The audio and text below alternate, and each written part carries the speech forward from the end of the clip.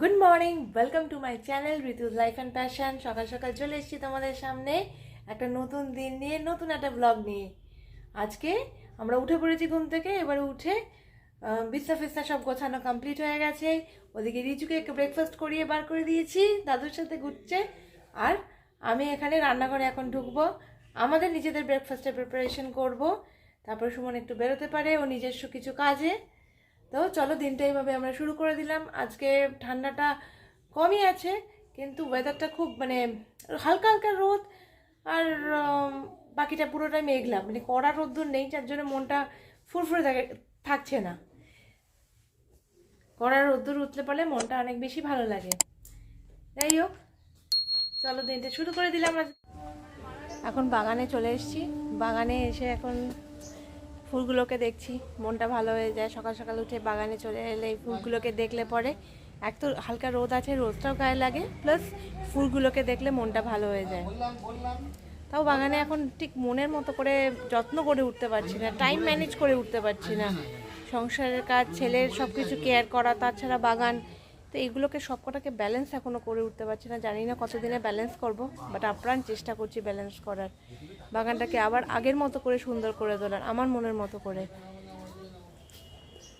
বাপি যেহেতু বয়স হয়ে গেছে, বাপিও পেরে উঠছে না, চারদিক দিয়ে একদম ঘেটে যাচ্ছি।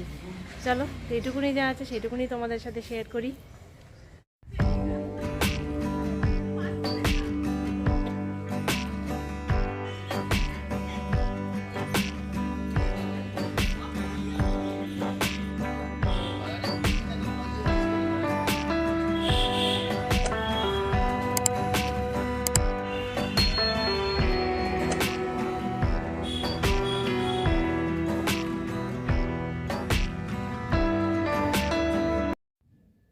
আমার চান কমপ্লিট হয়ে গেছে, আমার খাওয়া কমপ্লিট হয়ে গেছে। ইজুকে খাইয়ে দাইয়ে ঘুম পাড়িয়ে দিয়েছি।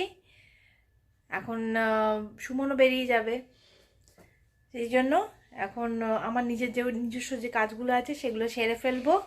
আর এই সুযোগ, রিজু আবার যখন তখন উঠে পড়তে পারে, তখন আবার রিজুর সাথে খেলতে হবে।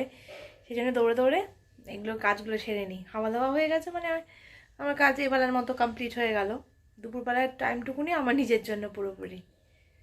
এই যে এখন সন্ধেবেলা, আমি আর রিজু, রিজু ঘুম থেকে উঠে পড়েছে, আমি আর রিজু বসে রয়েছি।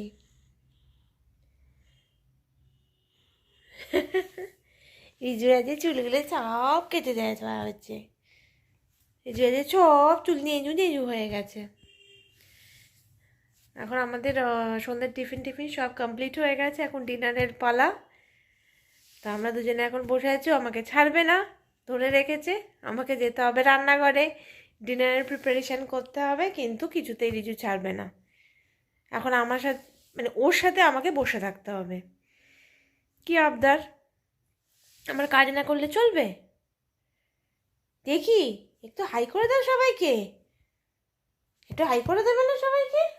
ঘুম এখনো কাটেনি, ঘুম কাটবে তারপর আমাকে ছাড়বে। রিজু, কি করছো তুমি? দুজনে মিলে নেশা করছি আমরা। দুজনে মিলে ফোনের মধ্যে কিসের ভৌ ভৌ ভিডিও চলছে, ভৌ ভৌ ভিডিও দেখবে এখন দুজনে মিলে। শুয়ে শুয়ে দুজনে আরামসে চলছে। আজকে ওর মুখটা একটু অন্যরকম হয়ে গেছে না দেখতে, চুল টুল কাটিয়ে দিয়েছে।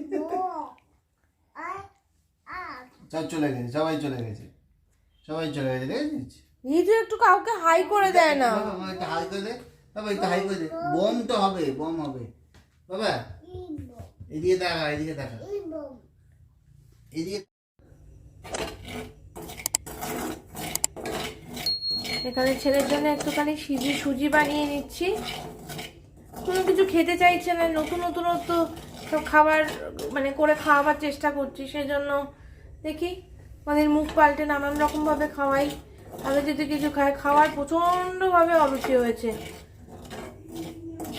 দেখি এইসব খাওয়ালে, ঘুরিয়ে ফিরিয়ে নানান রকম আইটেম করে খাওয়ালে যদি মুখটা একটুখানি ফেরে, ওর অরুচিটা ঠিক হয়ে যায়, সেজন্যই চেষ্টা চলছে আর কি।